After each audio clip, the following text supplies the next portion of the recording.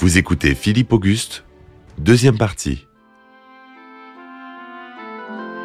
C'est maintenant Philippe qui joue des dissensions entre les 4 frères Plantagenêt et leur père. Dès sa première entrevue avec le nouveau roi de France, le vieux Plantagenêt est impressionné par sa prudence et son assurance, qualité que doit avoir un roi chevalier, mais qu'il ne retrouve pas chez ses fils. Après la mort brutale de 2 d'entre eux, Richard n'a plus qu'un frère, le prince Jean. Mais on apprend en 1187 une terrible nouvelle venue d'Orient. Le sultan d'Égypte, Saladin, s'est emparé de Jérusalem. Alors que tous nos héros font vœu de croisade, à l'exception de Jean, pendant les préparatifs, les combats reprennent et la prophétie de Merlin de s'accomplir. Philippe se rapproche de Richard et affronte avec lui le vieux roi Henri pour qui c'est la dernière bataille.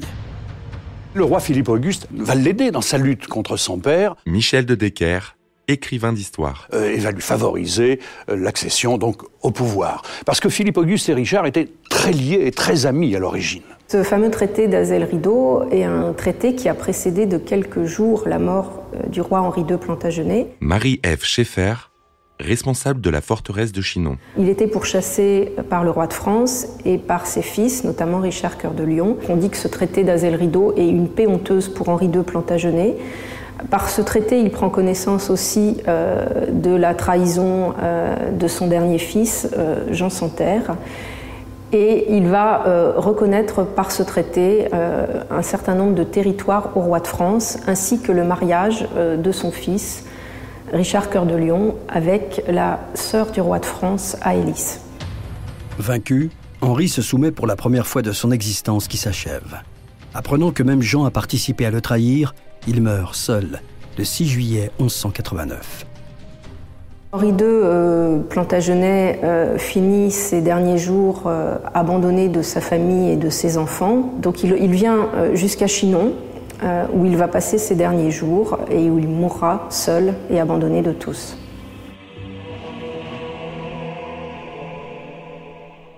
Aliénor est libre. Richard est roi d'Angleterre et interdit à son frère Jean d'y séjourner jusqu'à son retour de croisade. Philippe prend aussi ses précautions et lance la construction de l'enceinte du Louvre. Il rédige un testament où est définie pour la première fois la fonction monarchique comme une fonction d'État, c'est-à-dire œuvrant pour le bien public. Il délègue ses pouvoirs non pas à des grands du royaume, mais à des représentants de l'État, eux-mêmes contrôlés par un conseil de notables. C'est cette organisation qui finira par faire la différence. Les 2 rois, Richard et Philippe, partent pour la 3e croisade ensemble le 4 juillet 1190, avant de prendre 2 routes différentes, qui les font se retrouver en Sicile en septembre, où ils attendent le printemps.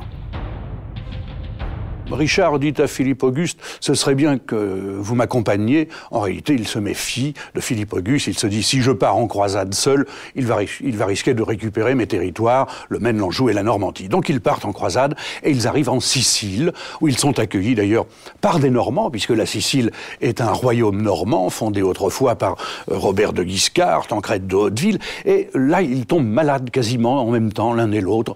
On souffre de ce qu'on appelle la suette miliaire. Ils perdent leurs cheveux, ils perdent leurs ongles, Philippe perd un œil même, Philippe Auguste perd un œil. Et ensuite, direction la Terre Sainte.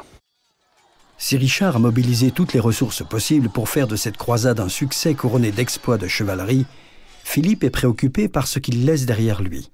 Un royaume où son autorité s'est renforcée et un fils, Louis, orphelin de mère à 3 ans. Les prouesses de Richard au combat l'ont précédé en Sicile et on attend de lui qu'il règle un problème de succession.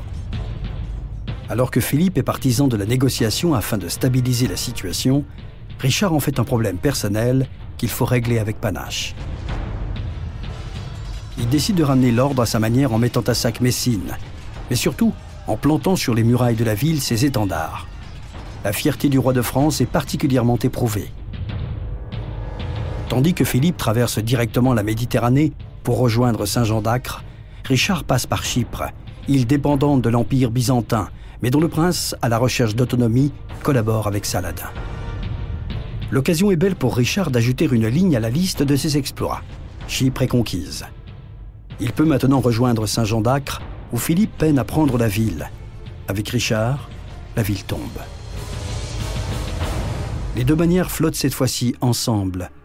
Le duc d'Autriche veut aussi planter son étendard. Richard lui refuse ce droit et traîne sa bannière dans la boue. Très rapidement, on va voir que la mésentente va s'installer sur la Terre Sainte entre Richard et entre son ami Philippe Auguste. Une amitié dont il faut se méfier. Parce que Philippe Auguste, lui, veut absolument combattre Saladin, gagner Saint-Jean d'Acre, et Richard arrive en retard. Enfin, on sent que si l'un est conquérant, l'autre est hésitant. Et Philippe Auguste va dire, bon, dans ces conditions, ça suffit, je rentre. La prochaine étape est Jérusalem.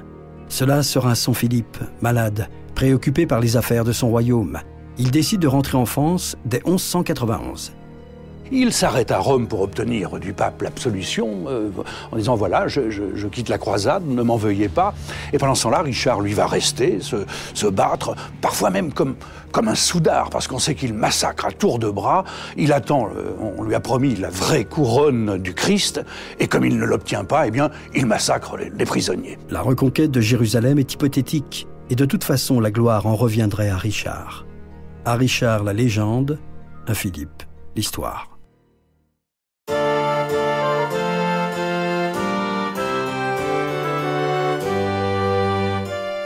Devant Jérusalem, Richard, sans les troupes de Philippe, doit composer avec Saladin.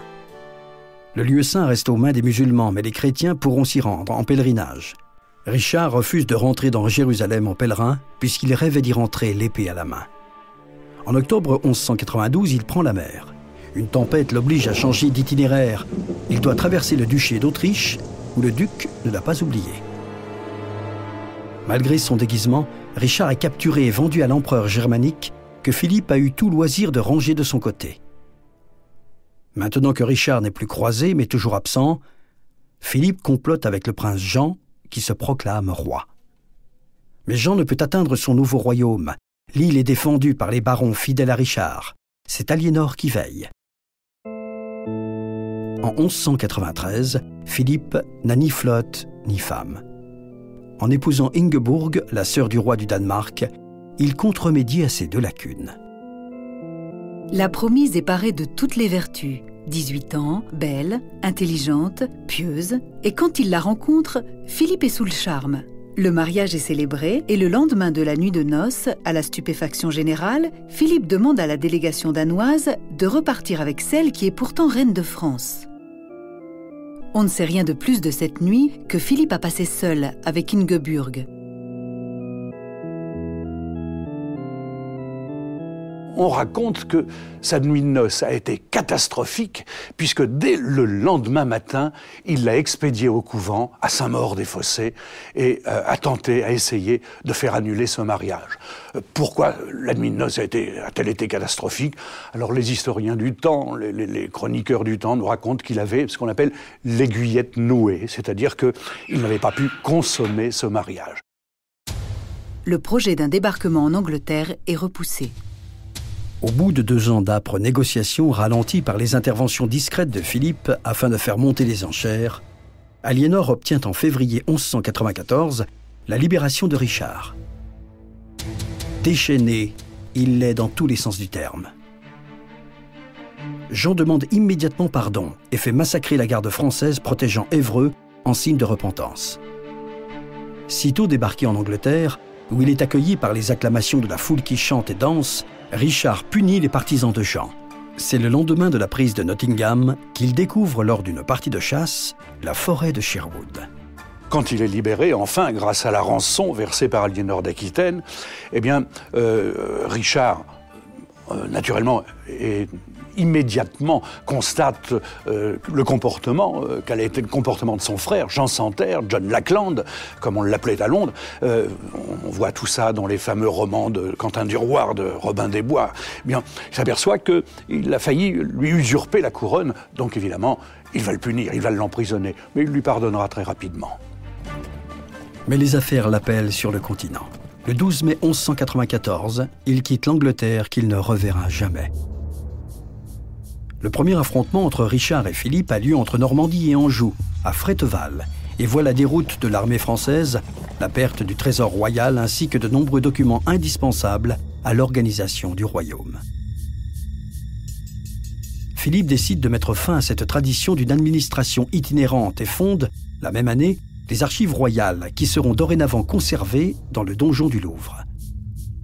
Il est le premier à redécouvrir le rôle fondamental de l'écrit dans la gestion d'un État, afin de mettre chacun devant ses responsabilités. Pour asseoir son autorité, Richard préfère la pierre au papier et érige en vallée de Seine, afin de protéger la Normandie, un château qu'il veut imprenable, Château-Gaillard. Alors Philippe Auguste n'a qu'une idée en tête, c'est récupérer la Normandie. Donc il va lancer quelques attaques sur la frontière de l'Île-de-France et de la Normandie. Richard, bien sûr, voulant conserver ce duché, qui est quasiment une annexe de l'Angleterre, va couvrir la frontière, va ceinturer la frontière de fortifications, que ce soit à Verneuil, à Ivry, que ce soit à Gisors, et surtout, la clé de voûte de ces fortifications, c'est le fameux Château-Gaillard des Andelys, qu'il a construit en un an de temps. Ce château est jailli de la falaise en un an de temps. Constatant cette réalisation, d'ailleurs, il aura cette expression merveilleuse « Qu'elle est belle, ma fille d'un an, quel château Gaillard !»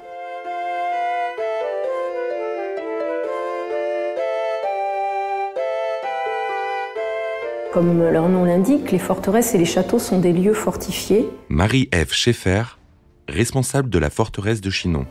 Ils étaient donc surtout destinés à protéger et à maîtriser un territoire. Il y avait cette notion de maillage du territoire ponctué par les châteaux pour commander les territoires. Et on le voit bien à Chinon avec ce site de hauteur qui est placé sur un éperon rocheux qui lui permet de surveiller les alentours et d'avoir une position privilégiée. Tout irait bien si Richard honorait la couche de sa femme. Philippe, lui, est amoureux. Il épouse en troisième noces Agnès, qui lui donne 2 enfants. Richard n'aura jamais d'enfant légitime. Il semble qu'il ait décidé d'assumer dans la mesure du possible son homosexualité. Ou bien croit-il qu'il a le temps? Son esprit chevaleresque le pousse à défier la mort pendant les combats. Et alors qu'il enchaîne les victoires en Normandie, le destin le rappelle une dernière fois en Aquitaine, où le vicomte de Limoges est passé du côté français.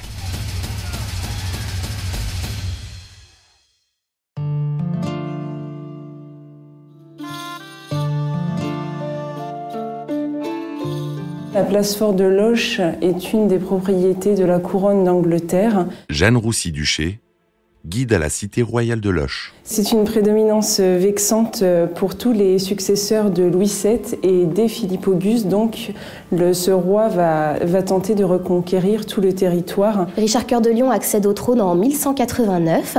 Anna Brisson, guide à la cité royale de Loches. Mais il sera fait prisonnier à son retour de croisade et Philippe Auguste en profitera à ce moment-là, en tout début 1194, pour reprendre Loches, la place forte, la forteresse. Richard, une fois libéré, va revenir en France et le 13 juin de cette même année, 1194, il va reprendre Loches dans ce qu'on dit aujourd'hui être un assaut irrésistible de 3 heures.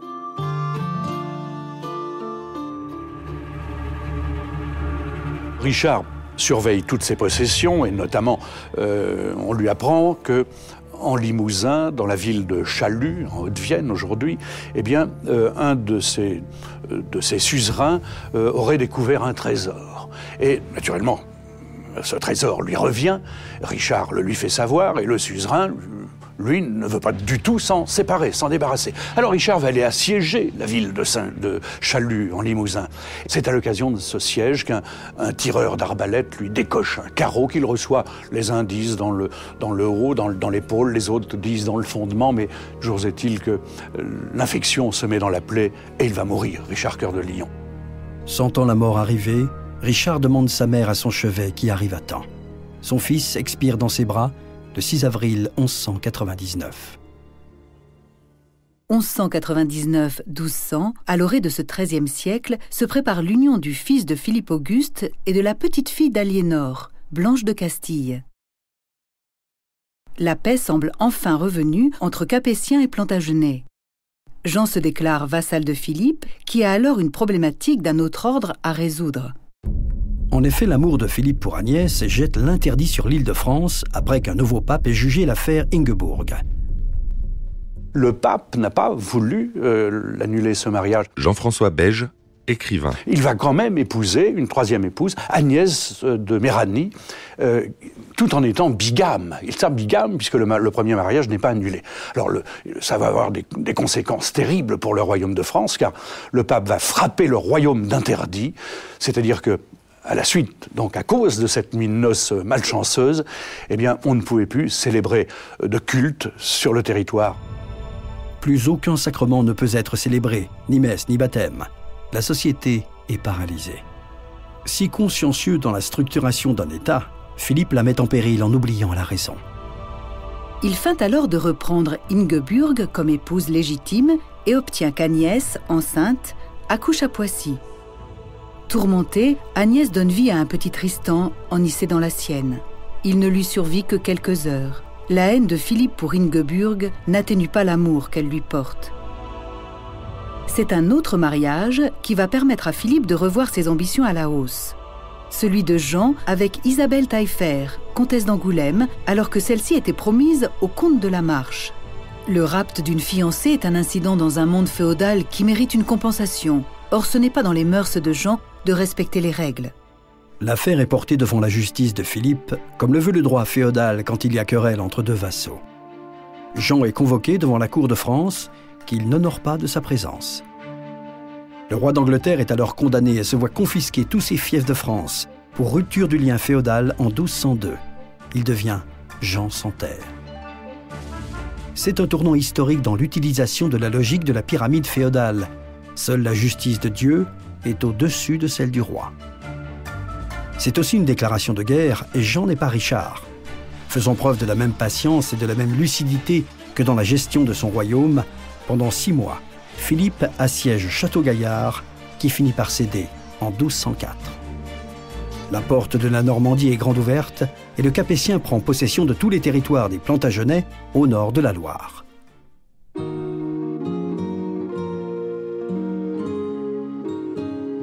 Jean sans terre avait fait un certain nombre d'améliorations pour préparer la forteresse à la guerre. Marie-Ève Schaeffer, responsable de la forteresse de Chinon. Donc il a fait venir à Chinon dans ce but l'un de ses ingénieurs qu'on appelait maître Houry et qui était en fait un ingénieur spécialisé dans les machines de jet.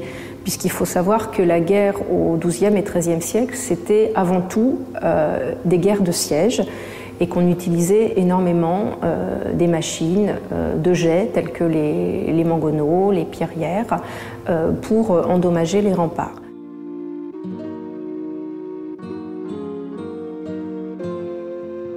Le siège le plus important, il aura lieu en 1204-1205, un siège d'une année entière. Et l'assaut final aura lieu au mois d'avril. Ce sont les troupes françaises, avec à leur tête Philippe Auguste, qui réussiront à reprendre définitivement Loches au Plantagenet. À l'époque, la forteresse était défendue par 120 hommes environ, et Jean sans terre perd sa forteresse.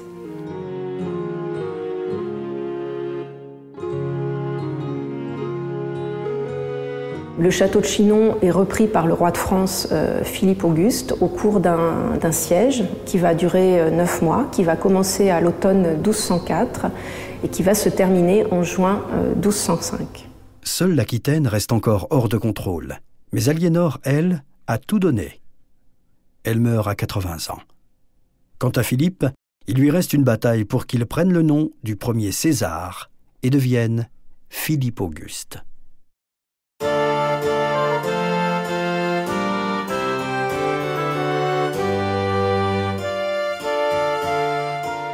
Après avoir renversé le rapport de force avec les Plantagenets, l'ambition de Philippe fait peur.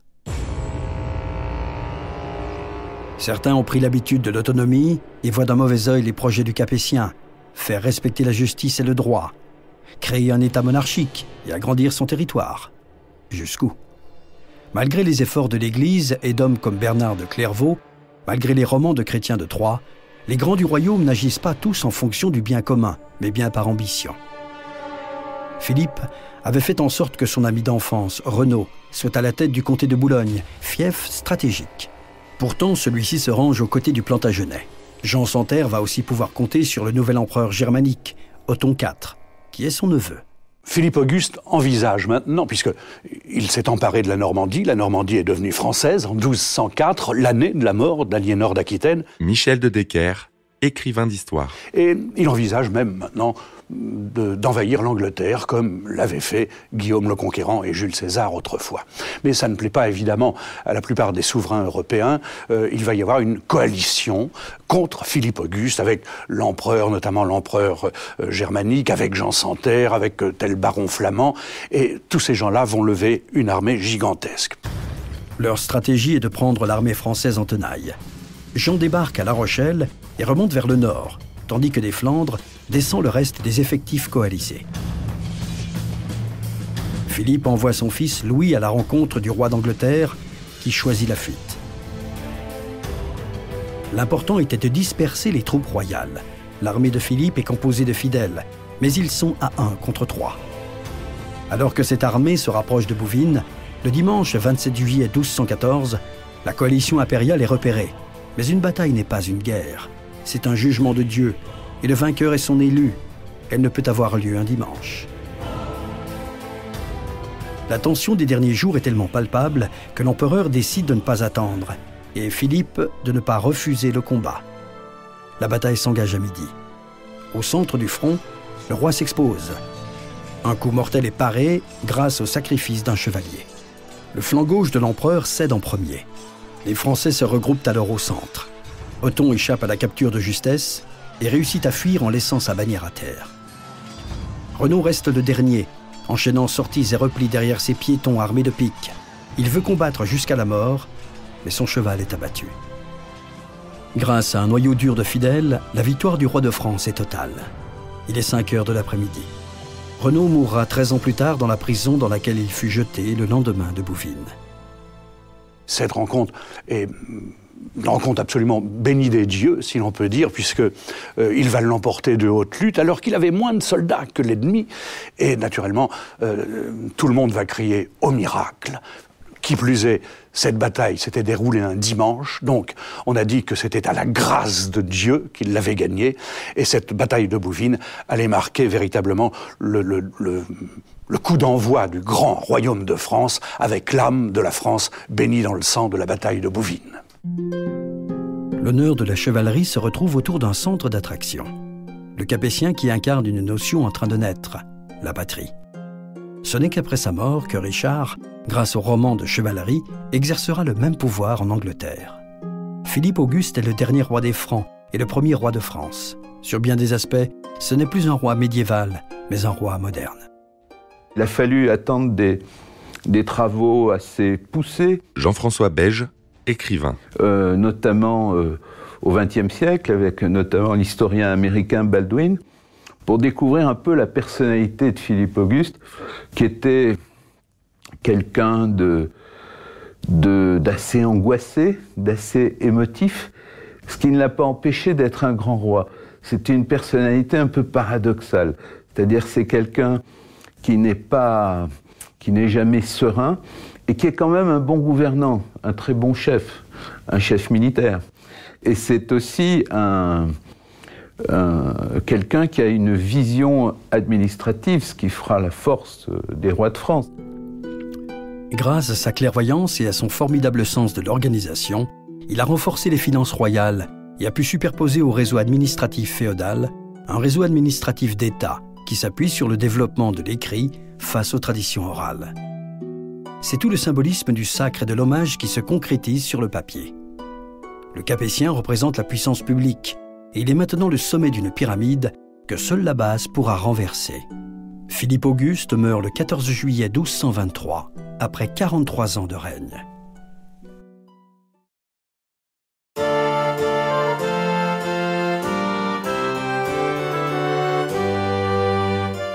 Aliénor repose dans l'abbatiale de Fontevraud avec Henri et Richard. Son gisant la représente, un livre à la main. Le XIIe siècle est un siècle de renaissance. Il voit renaître le thème de l'amour face à l'amour de Dieu. Aliénor en est l'incarnation. Le fait qu'elle s'est contrainte à ne pas subir son destin, personne ne lui pardonnera, pas même les historiens du XIXe siècle qui prolongeront la vision machiste d'une Aliénor légère et frivole. Alors Aliénor d'Aquitaine, on le sait, on a écrit des tas de livres, même des romans sur Aliénor d'Aquitaine, est une femme exquise, très belle, ravissante, mais ambitieuse, intelligente, cupide, avide, sensuelle, enfin, elle a tout pour plaire. C'est pourtant ce même 19e siècle qui ressentira le besoin de réunir officiellement Héloïse et Abélard au cimetière du Père-Lachaise. C'est par sa légende noire qu'Aliénor rentre dans les livres d'histoire dans lesquels le rôle capital de Philippe Auguste a été longtemps trop peu souligné. Il répond pourtant à la problématique qu'Aliénor avait eu le mérite de soulever en créant un déséquilibre culturel et politique. Philippe canalise les passions autour de la patrie et l'amour de celle-ci. Il est le dernier roi à être sacré du vivant de son père. Sans Philippe, Saint-Louis, son petit-fils, n'aurait sans doute pas pu rentrer de la manière dont il est rentré dans ces mêmes livres d'histoire.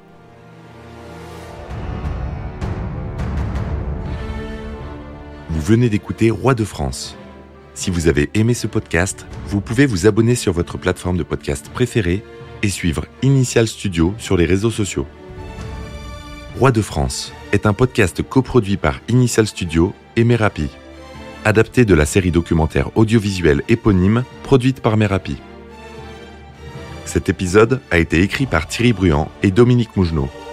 Il a été réalisé par Dominique Mougenot. Production exécutive du podcast, Initial Studio. Production éditoriale, Sarah Koskiewicz et Mandy Lebourg, assistée de Sidonie Cotier. Montage, Camille Legras. Avec la voix de Morgane Perret.